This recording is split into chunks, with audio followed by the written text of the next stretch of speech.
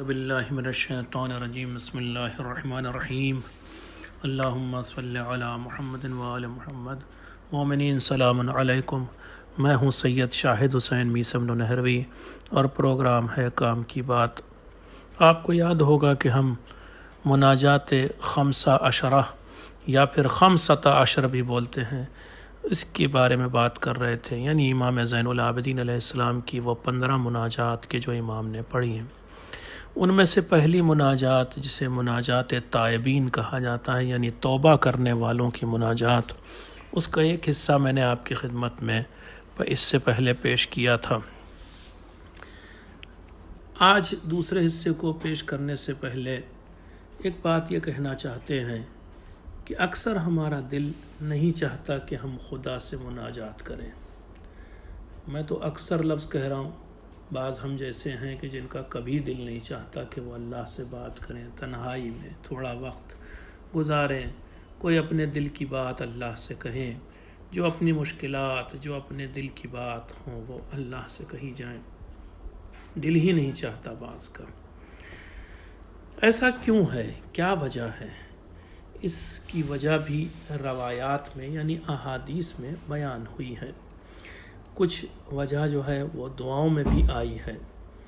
مثلا ایک حدیث قدسی ہے کہ جس میں اللہ تعالیٰ خود ہی فرماتا ہے کہ وہ کب انسان سے مناجات کی شیرینی کو، اس کی کشش کو، اس کی مٹھاس کو چھین لیتا ہے۔ پڑھتے تو ہیں ہم لوگ بھی، دیکھیے دعا پڑھنا ایک الگ چیز ہے، دعا کرنا الگ چیز ہے۔ مناجات کو پڑھنا الگ چیز ہے اور مناجات کرنا الگ چیز ہے۔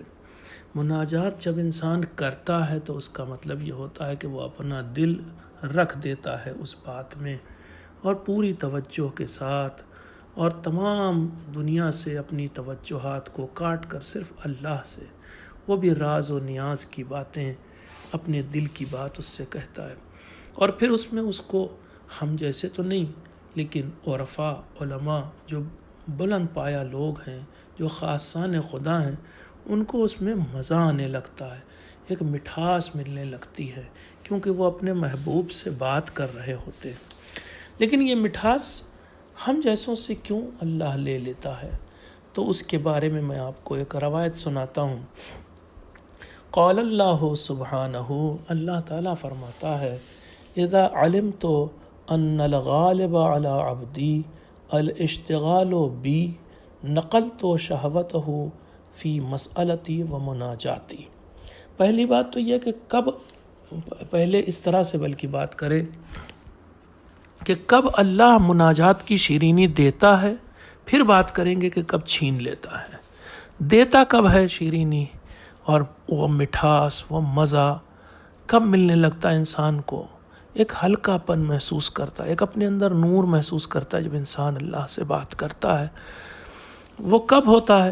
اللہ تعالیٰ فرما رہا ہے اس حدیث قدسی میں کہ جب میرے بندے پر ایسی حالت اور ایسی کیفیت ہوتی کہ اس کے دن کے 24 گھنٹے میں زیادہ تر وقت میری طرف توجہ میں گزرتا ہے، میرا خیال اس کے دل میں رہتا ہے، تو پھر ایسی صورت میں میں اس کی خواہشات، اس کی تمناؤں، اس کی آرزوؤں، اس کی فکروں کو بھی اپنی طرف موڑ دیتا ہوں، اور پھر وہ میری مناجات میں لذت پانے لگتا ہے، اسے مزہ آنے لگتا ہے۔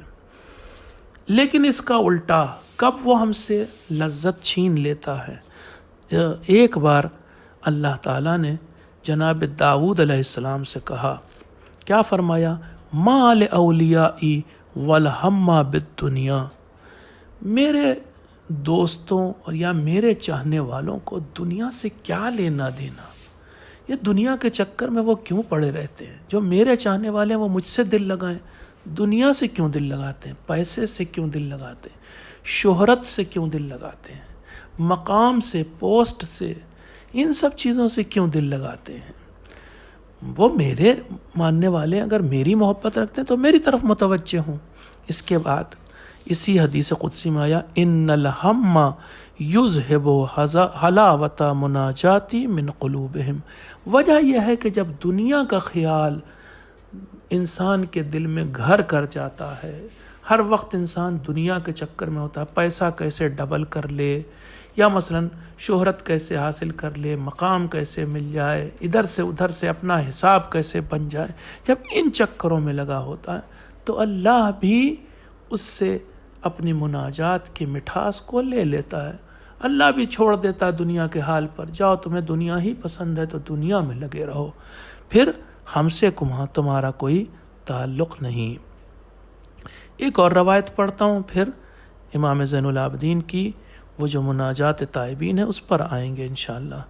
ایک بار جناب داؤد سے اللہ تعالیٰ نے دوسری جگہ پر آیا، فرمایا اوحی اللہ الی داؤد علیہ السلام، اللہ نے جناب داؤد علیہ السلام جو نبی تھے ان کی طرف یہ وحی کی۔ کیا وحی کی؟ کیا اپنا پیغام بھیجا؟ لا تجعل بینی و بینک عالما مفتونا بالدنیا۔ اے داؤد، البتہ داؤد سے کہہ رہے تھے لیکن بات داؤد سے نہیں، ہم سے کہی جا رہی ہے۔ اللہ تعالی ہم سے یہ کہہ رہا ہے کہ میرے اور اپنے درمیان ایک ایسے عالم کو نہ آنے دو جو دنیا کے چکر میں پڑا ہو، جسے دنیا پیاری ہو، جو خود دنیا زدہ ہو، جو دنیا کا چاہنے والا فریفتہ عاشق ہو۔ اس عالم کو اے میرے بندے میرے بیچ اور اپنے بیچ نہ آنے دے ایسے عالم کو۔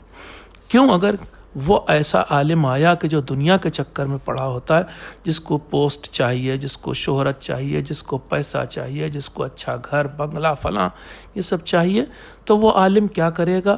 فَيَصُدُّكَ عَن طَرِيقِ مَحَبَّتِي، وہ میری محبت کے راستے سے تجھے روک لے گا، یعنی اللہ کی محبت کے راستے سے بندے کو روک لے گا ایسا عالم۔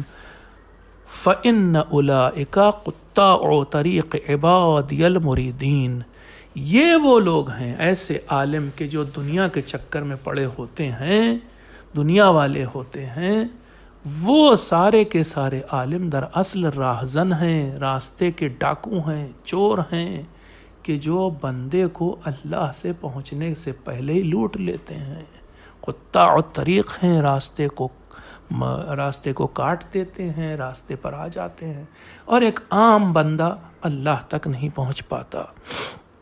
ان ادنی ما انا صانع بہم ان انزع حلاوت مناجاتی عن قلوبہم، سب سے کم کام جو اللہ تعالیٰ ایسے عالموں کے لیے کرتا ہے، یعنی وہ عالم کے جو دنیا کے چکر میں ہوتا ہے، تو اللہ اس کے ساتھ کیا، اس کی کم ترین سزا کیا کرتا ہے؟ کم ترین سزا یہ ہے کہ اس کے دل سے وہ جو مناجات کی شیرینی مٹھاس ہے وہ چھین لیتا ہے، اس کے دل سے وہ چیز نکال لیتا ہے۔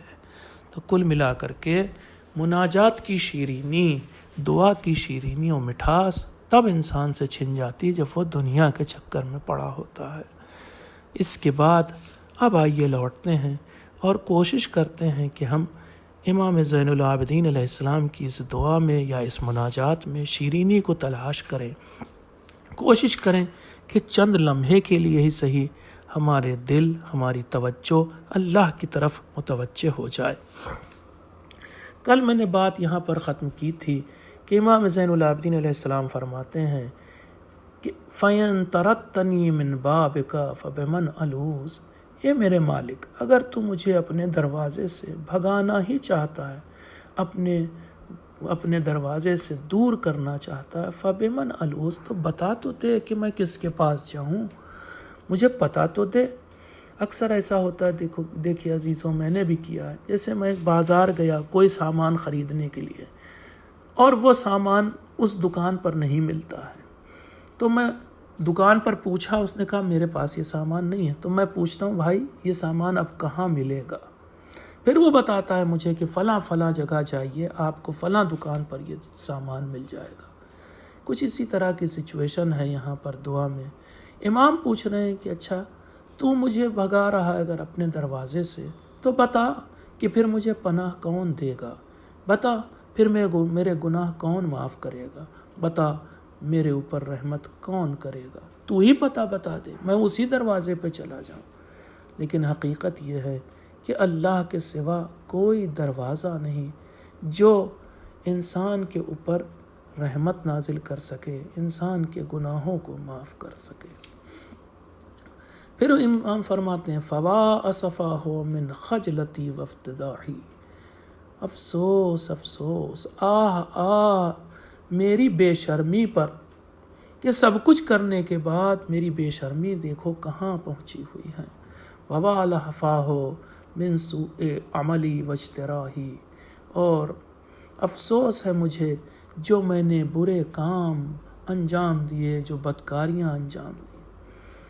یہاں تک تو کل رات یا پچھلے ایپیسوڈ میں ہم نے بات کی تھی۔ آگے کا جملہ کیا ہے؟ اسألک یا غافر الذنب الکبیر ویا جابر العظم الکثیر ان تہب لی موبقات الجرائر، اے بڑے سے بڑے گناہوں کو معاف کرنے والے میرے خدا، اور اے ہڈیوں کو جوڑ دینے والے خدا، آج اس وقت جو میں تجھ سے بات کر رہا ہوں ان گناہوں کو معاف کر دے کہ جو راہ راست سے ہٹا کر ہلاک کر دیتے ہیں، انسان کی ہلاکت کا سبب بن جاتے ہیں۔ کون سی ہلاکت؟ مرتا نہیں ہے انسان، لیکن اس کی روح مر جاتی ہے، اس کا ضمیر مر جاتا ہے۔ عجیب بات ہے یہاں پر عزیزوں، امام پہلے جملے میں کہہ رہے ہیں کہ گناہوں کو معاف کرنے والا، اگلے جملے میں کہہ رہے ہیں ہڈیوں کو جوڑنے والا۔ سمجھ میں نہیں آتا ان دو جملوں میں کیا ربط ہے۔ ربط کچھ شاید ایسا ہے کہ جیسے پہلے گزر چکا کہ وہاں پر امام جو ہیں وہ کہتے ہیں کہ میری میں جو ٹوٹ گیا، میں جو بکھر گیا، اس کو جوڑنے والا کوئی اور نہیں۔ تو یہاں پر ہڈیاں مراد نہیں ہیں، یہاں پر وہ روح، وہ دل مراد ہے جو ٹوٹ کر بکھر گیا۔ کیوں بکھر گیا؟ کیونکہ اس نے بڑے بڑے گناہ کیے۔ تو امام فرما رہے ہیں تو گناہوں کو معاف کرنے والا ہے، اور پھر تو جوڑنے والا ہے۔ میں بکھرا ہوا ہوں، میں ٹوٹ گیا ہوں، مجھے جوڑ دے۔ وَتَسْتُرَ عَلَيَّ فَاضِحَاتِ السَّرَائِرِ، اور میرے مالک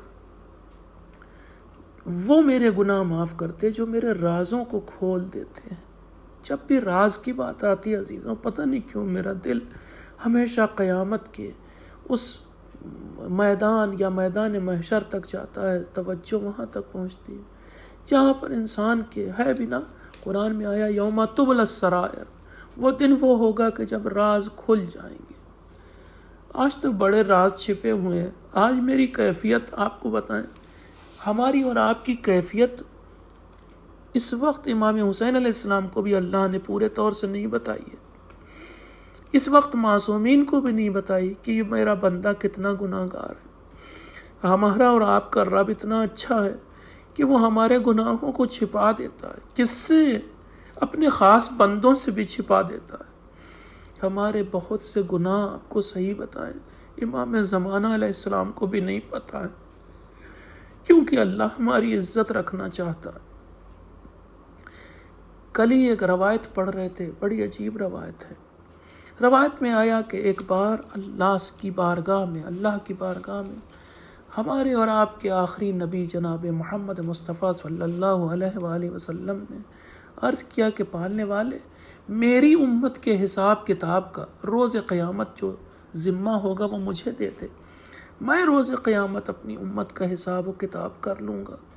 پیغمبر نے شاید یہ بات اس لیے کہی کہ پیغمبر سوچ رہے تھے کہ میں ان کے اوپر رحم کروں گا، انہیں معاف کر دوں گا یا معاف کروا دوں گا۔ اللہ نے اس وقت کہا پیغمبر سے کہ نہیں اے میرے حبیب، نہیں، میں اپنے بندوں کا حساب خود لوں گا۔ کیونکہ معلوم ہے آپ کو، کیونکہ اللہ نہیں چاہتا کہ ہم پیغمبر کے سامنے بھی رسوا ہوں۔ ہمارے بہت سے ایسے گناہ ہیں جو اللہ نے اس پیغمبر سے بھی چھپا دیے ہیں، امام حسین سے بھی چھپا دیے، یہاں تک کہ فرشتوں سے بھی چھپا دیے۔ دعائے کمیل میں یہ جملہ آتا ہے عزیزوں کہ بہت سے ایسے گناہ ہیں جو اللہ ان دو فرشتوں سے بھی چھپا دیتا ہے جن کو گناہ اور اچھے کام لکھنے کے لیے اس نے موکل کر رکھا ہے۔ اس نے یہ ذمہ دیا ان دو فرشتوں کو کہ وہ نیکی اور اچھائی کو لکھیں، پھر انہی فرشتوں سے بہت سارے کام چھپا دیتا ہے ہمارے۔ کتنا ہمارا رب ہم پر مہربان ہے۔ امام آگے فرماتے ہیں، امام زین العابدین اس دعا میں، ولا تخلنی فی مشہد القیامت من برد عفک وغفرک ولا تعرنی من جمیل صفحک وسترک۔ اے میرے مالک، جب قیامت کا دن ہو، جب افراتفری مچی ہو، نفسا نفسی کا عالم ہو، ہر ایک کو اپنی پڑی ہو، اس دن ہے میرے مالک جو تیری معافی کی ٹھنڈک ہے نا، جس کے ذریعے ہم ٹھنڈک پا جائیں گے اس میدان میں، اس ٹھنڈک سے ہمیں محروم نہیں کرنا۔ برد عفوک کا لفظ استعمال کیا، تیری معافی کی ٹھنڈک اور غفرک، اور تیرے غفران کی جو ٹھنڈک ہوگی، معافی کی ٹھنڈک ہوگی، اس سے میرے مالک مجھے محروم نہ کر۔ ولا تعرنی من جمیل صفحک وسترک۔ آج دنیا میں تو نے پردے ڈالے ہوئے ہیں میرے گناہوں پر، روز قیامت یہ پردے ہٹا نہیں لینا۔ اے میرے مالک، اگر پردے ہٹ گئے نا تو میں رسوا ہو جاؤں گا، میں کہیں کا نہیں رہوں گا، میں منہ دکھانے لائق نہیں رہوں گا۔ اس لیے یہ پردے نہ ہٹانا۔ الہی ظلل علی ذنوبی غمام رحمتک وارسل علی عیوبی سحاب رأفتک۔ اے میرے مالک، تو میرے گناہوں پر اپنی رحمت کے بادل کا سایہ کر لے، اور میرے عیب جتنے ہیں ان کے اوپر اپنے رافت کی یعنی اپنے مہربانی کی بارش کر دے، میرے عیب دھل جائیں گے۔ تو ایسی بارش کر موسلا دھار اپنے رحمت و رافت کو اور مہربانی کی کہ میرے عیب دھل جائیں۔ اے میرے مالک، ہماری سن لے اس ماہ مبارک رمضان میں۔ یا اللہ، ہمارے تمام گناہوں کو معاف کر دے۔ یا اللہ، ہمیں مناجات کی حلاوت و شیرینی نصیب فرما۔ یا اللہ، کوئی ایک ایسا جملہ اس پورے ماہ رمضان میں ایسا بنا دے جو تجھے پسند آ جائے، کوئی ایک ایسی عبادت ہو جو تیری بارگاہ میں قبول ہو جائے، اور پالنے والے اگر کوئی عمل قبول ہو جائے پھر قیامت تک ہمارا کوئی گناہ اس کو مٹا نہ سکے، اس نیک عمل کو ایسا کر دینا ہے میرے مالک۔ یا اللہ، محمد و آل محمد علیہ السلام پر اپنی بہترین رحمت نازل فرما، ان کے صدقے میں اس دنیا کے اوپر اپنی رحمت و نعمت و برکت نازل فرما، اور ہمارے گناہوں سے درگزر فرما، بن نبی و آلہ۔